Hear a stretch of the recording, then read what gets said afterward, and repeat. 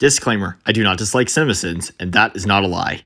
For my next Everything Wrong with CinemaSins video, I'm going to be seeing their video on the Angry Birds movie 2. Enjoy the video, everybody.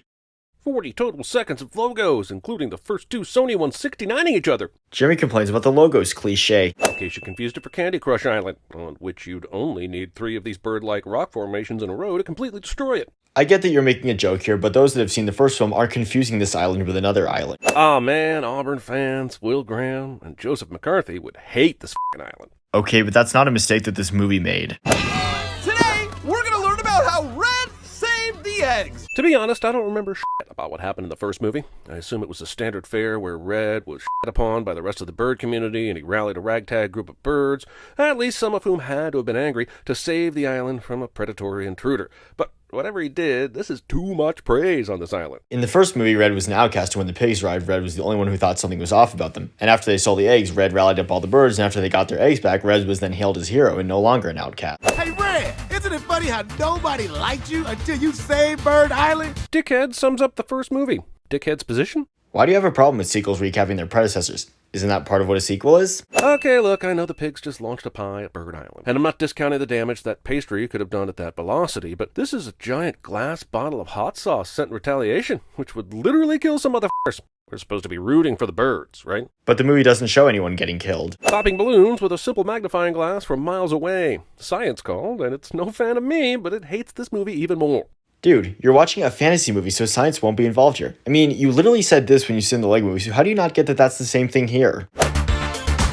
This bullshit.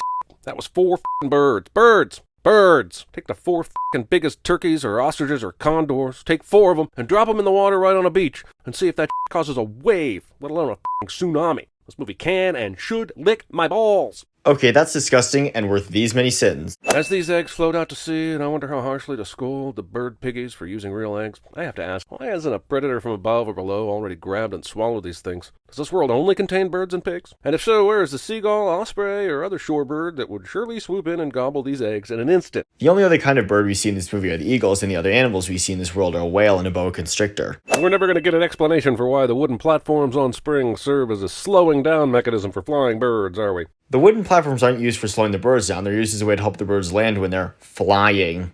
Speed dating. Speed dating jokes went out of style shortly after speed dating arrived on the scene. Also, I guess this is like the 40-year-old anger management virgin, but with birds. Yes, it is like that. Are you mad? No. Well, I don't know. You look mad. Nonsense. You think a multimedia franchise called Mad Birds would have taken off? All she's saying is that Red looks mad based on the size of his eyebrows. It's like you've got resting bird face. That doesn't even make sense. First of all, the original phrase is resting bitch face, and your PG version is a stretch. Second of all, why are you trying to make kids and parents think of the word bitch? Third, you are both birds. How does only one of you have resting bird face? I'm sure this is just one of those jokes meant for the adults, and like Jay Exci once said, the kids watching this won't get that, only the adults will. Have fun being alone. Oh, I will. 100% chance these two are forced to spend time together before the movie is over. Which is exactly what happens, so how is that wrong here? This mastication process is described in the American Midwest as a healthy brunch. Jeremy says something random cliche. You might expect me to send something about this newspaper, but the story actually matches the headline, and none of these books on the shelf have titles. Well, in real life, books don't always have titles on the sides of them. We've discovered that there's a third island, and they're plotting to destroy us all. A third island? That doesn't seem all that surprising. Have you guys never explored beyond your own 2 species? I bet there's even more than 3. But this movie only shows us 3 islands, so you can't be too sure about that, my dude. What is probably intended as an Ocean's 11 style team-up sequence feels far too much like the middle third of Suicide Squad. No, the first one. Yeah. Next. Books don't have titles either. Why don't books in this movie have titles? See Sin 213. Oh look, there's a yellow Quicksilver bird who makes the rest of this movie's tension seem unreasonable and unfounded. That is your opinion on this movie's tension, which, like I've said before, is not a sin, and I'll be giving this sin my award. Oh, BT dubs, you misspelled heist. It's EI, not IEI. Hey, this sounds familiar. Why does this remind me of our early Dark Knight Rises video? Heist. Huh, I guess Chuck is so fast he could go back in time and steal that quip. Next thing you know, he'll be referencing a nipple bed. Jimmy makes an inappropriate comment, cliche. The pig brought hot tub attire, and it's a thong. Started to feel like Chris scheduled this movie for me on purpose so that I would slowly lose my mind. Well, you would have had to send this movie either way since your channel is about movies. Man, Bird Island is f***ing huge. I'm shocked they haven't resorted to eating each other already to keep the population down. But these birds are never established as cannibals, so why would they do that? Or I'll crush every bone in your body. This movie came out in 2019, way after Unikitty already did this joke and did it better in the Lego movie. Everything about Angry Birds is derivative. Everything. Like I've said before, that is your opinion on these movies, which is not a sin, and I'll give out my award here. So she's invented Superstring and everyone here's asleep. What is this supposed to mean? She's boring? She's super wrong about her research? The point of this is that the other bird students don't care about what Silver is sharing with them, so they're acting bored and falling asleep. I feel like that's obvious. You? You? Oh look, that thing I predicted 7 minutes ago about them being forced to work together? That was correct. Am I smart? Yes, but not because of this.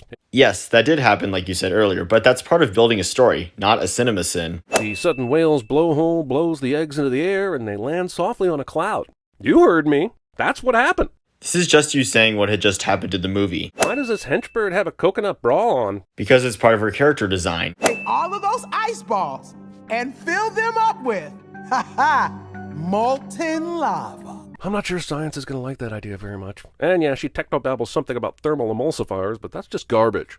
I don't think science is going to care one way or another, my dude, because this is a fictional movie. And like the Birdman once said, the purpose of making animated films is to do things that are not possible to do in the real world. Get it yet? A little pig is carrying everyone's luggage. Do you see how this movie is just a collection of stale gags? Just because you feel that way about the humor in this movie does not mean that others do as well, and I'll give this sin my award. Yo, Jenny, I don't have anything in the script for this section after they go underwater. Oscar, I wish you told me before we... Next. Welcome to my piggy gadget lab. Now we're doing Q, or Edna Mode. It was a play on Q, so we're doing Q. Jeremy says something random cliche. Invisispray does exactly that. This is an Angry Birds movie, right? Yes. Honestly, everything about these eggs on this cloud can go f*** itself. I'm not giving it any credit at all. I hate it. Pete's Dragon ***'s better side plots than this. You will not break me, Chris. I think this is more towards you because what you just said here is about you and what you think about this movie's side plot with the hatchlings. And because this was not a valid criticism of this film, I will be giving out my award again.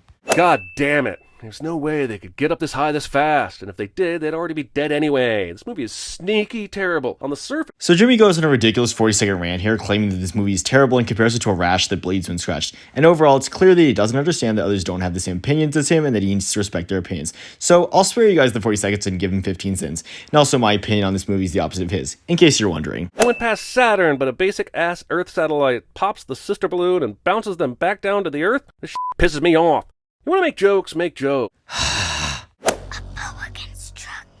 Not much about the outside world do the birds know. Sure, the pigs are mentioned in casual conversation, but how do they know about snakes? Are there actual snakes on Bird Island? And even if student birds do end up learning about other species in school, these little buttholes were just born. So what's that all about? These hatchlings were never shown being born in the film, so I feel like you're just making that up. Yo, just a few minutes ago, the Pig King didn't even know what ice was, but this sub is capable of breaking through that.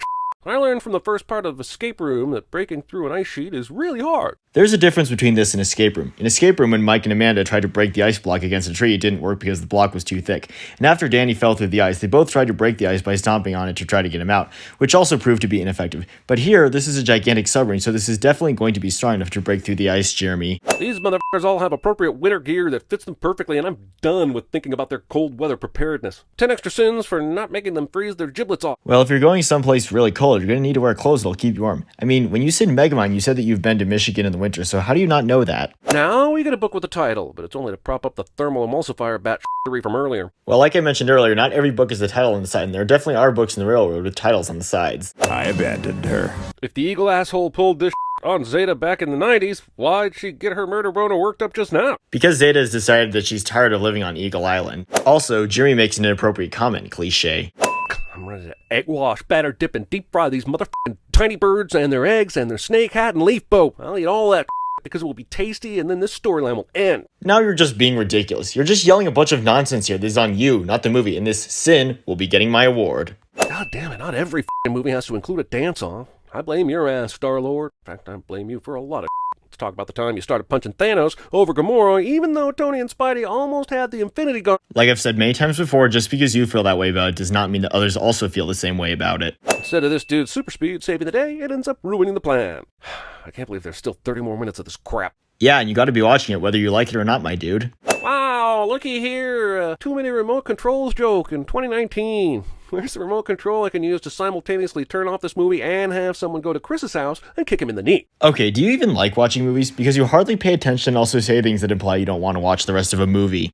Also, this Sin is another recipient for my award. You're insane! She might be, but what's wrong with the schematic? Sure, it's not exactly the island Red grew up on, but this looks f***ing rad to anyone. It doesn't matter how rad it looks because Zeta is still endangering the birds and pigs. So you did all of this because you were afraid of not being liked? Yes! I mean, wait. You were asking Red, the character, weren't you? Yes, she is talking to Red. We need silver. Red's change of heart is welcome, believe me, but it's unearned and makes little sense. It does make sense. After Red regretted not telling the others to evacuate, he realized how arrogant he'd been and confessed his feelings/fear to Silver. Only after I've stopped giving all the does this movie even wink at science. Like I said before, this is an animated movie, so it's not giving any winks at science. Another book with a readable title, and it's a pun based on a different contemporary movie. A bird pun. I really hate this movie. I wish this movie were a goldfish so I could swallow it, puke it out, spit it in the toilet, and flush it to oblivion. Well, unfortunately for you, it's not, so you can't do that. And also, because this was neither funny nor an actual CinemaSin, this Sin is going to receive my award. Take him out! Thanks for taking us out, man! For the sake of a pun, the movie sidesteps actual confrontation and conflict. And I'm the chump because I'm still watching this pile of bile. And you have to be watching it regardless of your opinion on it. What? Wait! Gee, I haven't seen a giant bird act this much as a Deus Ex Machina since the Phoenix bailed Harry out at the end of the Chamber of Secrets. But this isn't a Deus Ex Machina because when Mighty Eagle looked at the photo, he started to feel regret for abandoning Zeta, so it follows that he was likely to return to Eagle Island. Okay, they get married and everyone is happy. Next movie they go to space, and from space they spot a fourth island with penguins. No sequel has been announced for this movie, so you can't confirm that. Hang on, has Bomb had f***ing teeth this entire time? Was he the only one of the birds with teeth? How have I not noticed the teeth? And why wasn't there a Sonic the Hedgehog style outrage at this animation design? Yes, Bomb has always had teeth, and also all the other birds have teeth as well, like in these two screenshots. For no real apparent reason, Red learns a lesson about being the most important part of stuff, I guess. There was a reason. As part of his character arc, which I know you don't understand, Red learned to credit others and not take all the credit himself. And here's the end result, everybody. This in total was 658, and the sentence will be icy lava balls. Thank you for watching, everybody, and have a nice day.